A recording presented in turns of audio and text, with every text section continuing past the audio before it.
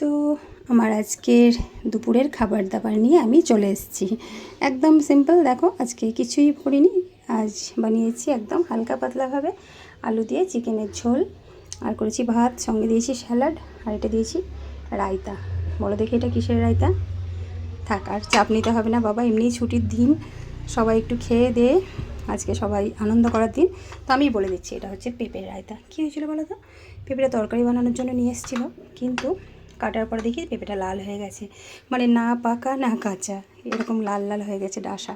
তো ভাবলাম এতটা পেঁপে কিভাবে খাই, ফেলতেও পারবো না, তো তার জন্য আমি এটাকে টক দইয়ের মধ্যে অল্প একটু চিনি, একটু বিট নুন আর শশা না কি বলে, পেঁপেটা একদম এই যে গ্রেট করে দিয়েছি, তারপর রায়তা বানিয়ে নিয়েছি। দুর্দান্ত লাগলো খেতে, তোমরা অবশ্যই একবার খেয়ে দেখতে পারো।